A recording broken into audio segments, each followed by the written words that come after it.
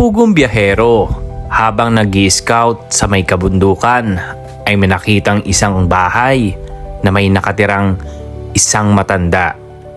Dito sa barangay Lamanan, Sitio Canonoy, Kalinan, Davao City.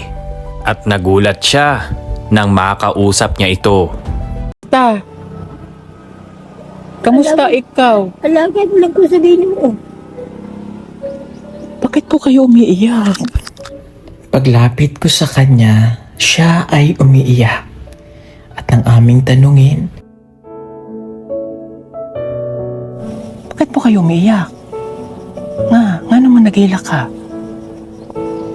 Medyo pingit mo siguro. Sisigaw tayo. Nga namang nag-iilak ka? Pwede ko sulod la? Nagpaalam si Pugong biyahero na papasok sa loob ng bahay kay Lola upang makausap ito.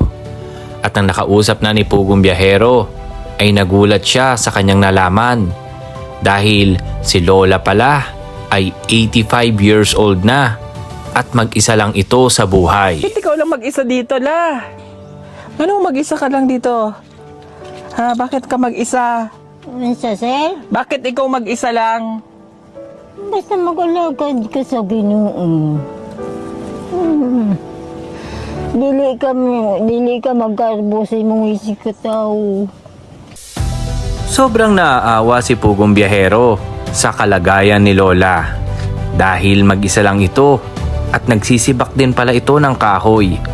At sa pagkain na kanyang kinakain sa pang-araw-araw ay binibigay lang daw ng mga dumadaan sa tapat ng bahay niya at naaawa dito. Nga nung wala kang kauban? Nga, Dito. sa akong anak, Oo, asay mong anak? nangaminyo naman sila pag kuan ako, diha pang akong amahan. Nasaan ang mga anak mo? Asan tong mga anak? Matay na. Namatay na ang mga anak Ang mo. akong amahan o inahan. Dito sa malalag.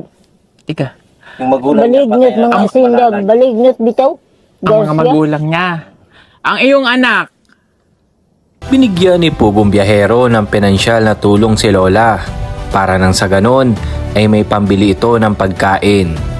Ngunit nagulat si Pugong biyahero nang hindi pa ito tanggapin ni Lola at ang gusto daw ay flashlight o tinatawag niyang spot. Kada kauna ko, anak. o kadakaan mo yan.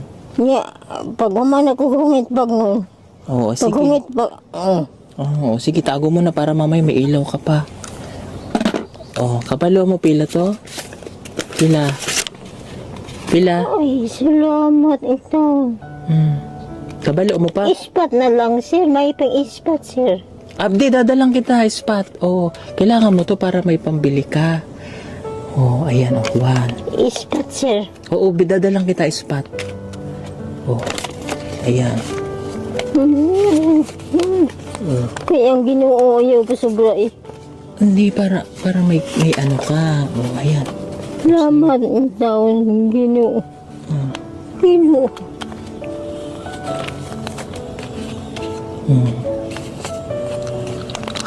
Dadasal si Lola. Maikli lang ang buhay. Mahalin natin ang ating mga magulang sapagkat hindi natin alam kung hanggang kailan pa natin sila makakasama. Walang permanente sa mundo, kaya hanggat meron ka pang oras na mahalin ang mga magulang mo, ay gawin mo na. Muli po, ito si Marites Dudes TV. Yan po muna ang update natin sa ngayon. Hanggang sa muli, bye-bye!